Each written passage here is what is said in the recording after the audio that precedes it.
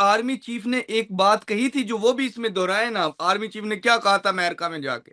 Army chief ने कहा था कि मुझे वो दुनिया कबूल नहीं है जिसके अंदर पाकिस्तान जो है वो नहीं होगा, ये देखे ना, और फिर मेरी तरफ से मैं पूरी दुनिया को जो है वो धुआं बना दूंगा, ये बात बोली थी, और ये बिल्कुल। बात अब साबित हो रही है। लेकिन मेरा एक मशवरा है, नया दौर और मोहम्मद कजाफी के प्रोग्राम से अपने व्यूअर्स के जरिए आप भी इसके ऊपर, व्यूअर्स आप भी जो है ना इसको ज्यादा से ज्यादा इस बात को फैलाएं।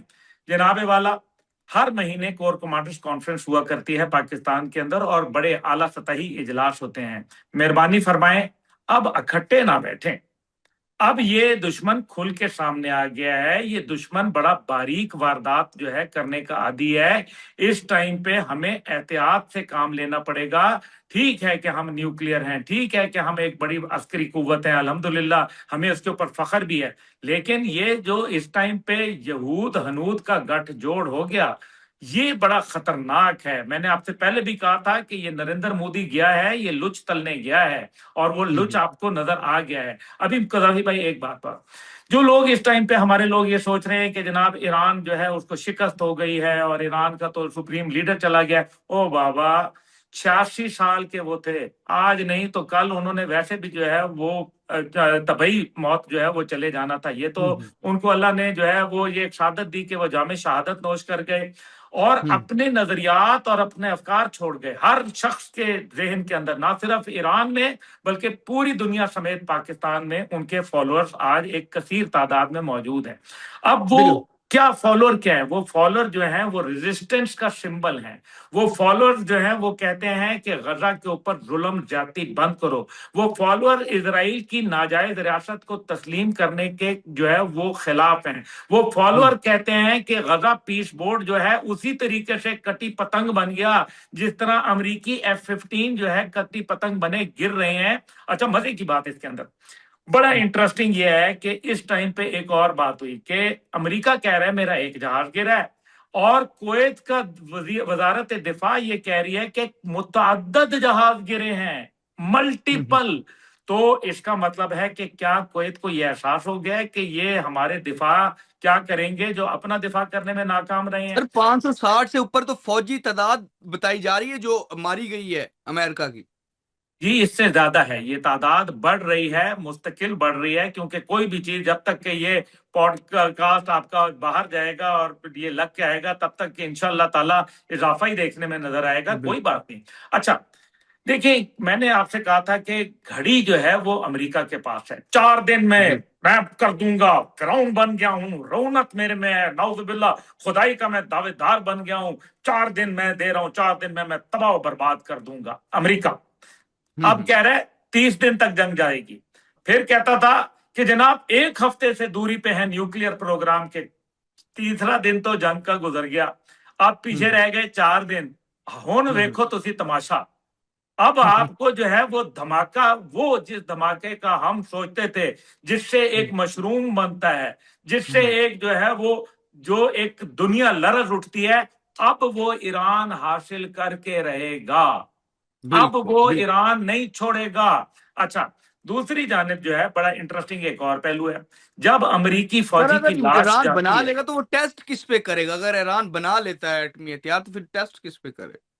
देखे ना कैसे सारी बातें मेरे से थोड़ी पूछवाते हैं, है ना। अभी फिर वो हमारा तो यूट्यूब बंद हो जाना है, इसलिए बेहतर ये है कि वो लोगों को पता है किस पे, भाई आपको पता है ना कि किस पे टेस्ट करना है, बस आपको समझ आ गई है, फिर वो जिस पे टेस्ट होगा। बहरहाल मैं आपसे गुजारिश करूं कि इस सारे के अंदर जो एक पहलू है वो ये है कि ये तो चले अपनी जगह, चले जरा मैं माजी के झरोकों में आपको लेके जाता हूँ। लाओस, अभी हमारे ज्यादातर व्यूअरशिप्स को पता, ये भी नहीं पता होगा कि लाओस कहाँ, किस मुल्क का नाम है, किस जगह है। एक छोटा सा मुल्क है, एक छोटा सा, उसके ऊपर B-52 तैयारों ने 5 साल तक मुतवातर बमबारी की थी, और बमबारी इतनी की थी कि जो पूरी दूसरी जंग अजीम में गोला बारूद जो बरसाया गया था उससे ज्यादा बमबारी की गई उस लाउस मुल्क के ऊपर। आज वो लाउस खड़ा है, आज वो लाउस खत्म नहीं हुआ, आज वहां लाउस के ऊपर अमेरिका ने फतह का झंडा नहीं लहराया, और ये कभी अमेरिकन जंग जीते ही कोई नहीं है। और जो ईरानी है वो एक कौम ने कभी जंग हारी कोई नहीं है। آپ اس کو جو ہے وہ مارنے کے لیے چلے ہیں. دیکھیں اصل اچھا مسئلہ سر، یہ دوسری نہیں ہے. جانب یہ بھی تو آ رہا ہے نا، نتن یاہو کا جو آفس تھا تل ابیب میں وہ مسمار ہو گیا، زمین بوس ہو گیا ہے. میں تو آپ کو یہی بتا رہا ہوں کہ وہ زمین بوس ہو گیا، تو اس ٹائم پہ نیتن یاہو کدھر ہے یہ بتائیں نا.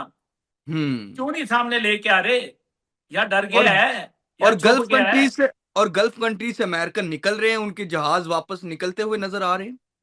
وہ تو پھر آپ کو پتہ ہے، وہ جو اس کے اوپر وہ لطیفہ مجھے یاد آ گیا کہ ایک بندہ جو ہے وہ فوج کے اندر بھرتی ہونے کے گیا، سب ٹیسٹ میں فیل ہو گیا.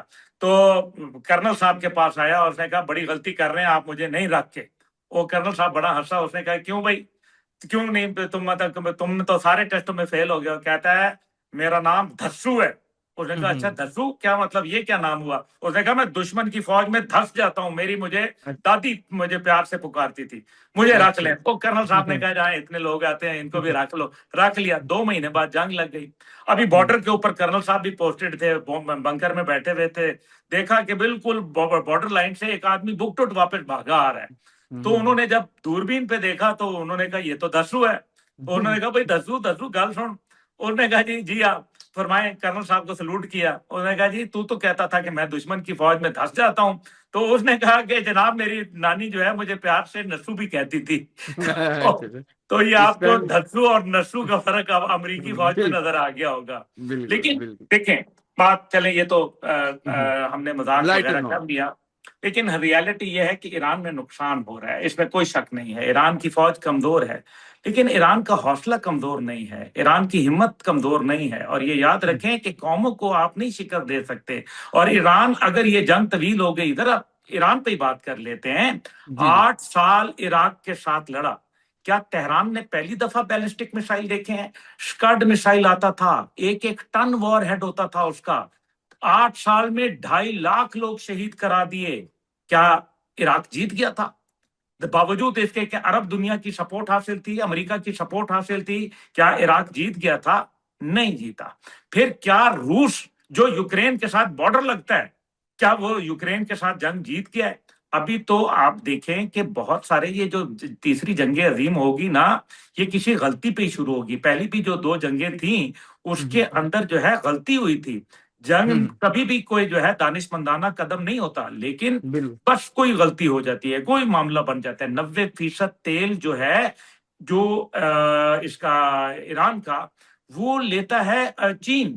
اور چین دنیا کا سب سے بڑا آئل امپورٹر ہے، اور اس ٹائم پہ جو ہے وہ بند ہو گئی ہے آبنائے ہرمز. اور آبنائے جو باب المندب ہے وہ بند ہو چکی ہے.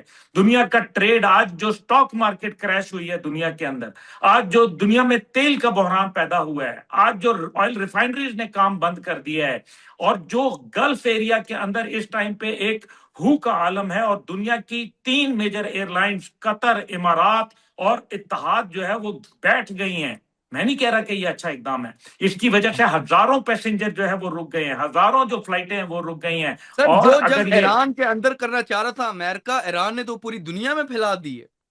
ابھی تو یہ دیکھیں نا 14 ملک تو شامل ہو گئے ہیں اس کے اندر. ابھی جو اس کے اندر ایک اور کام ہونے والا ہے وہ بڑا خطرناک ہے، اور وہ ہے کاما کازی بوٹس جو اس ٹائم پہ ایران کی موجود ہیں اس ٹائم پہ ہرمز کے علاقے کے اندر. اور اس ٹائم پہ ملٹیپل جو آئل ٹینکر اور دیگر جہاز ہیں ان کو ایران نے نشانہ بنا کے جو ہے وہ ڈبویا ہے اور بڑا نقصان پہنچایا ہے. ایران کے بھی ڈوبے ہیں، اس میں کوئی شک نہیں ہے. لیکن گھڑی جو ہے وہ امریکہ دیکھ رہا ہے اور وقت ایران کے پاس ہے. طویل جنگ ہوگی، بے شک اچھا لڑ سر، لے، بے ایران شک کے کر پاس لیں. کتنے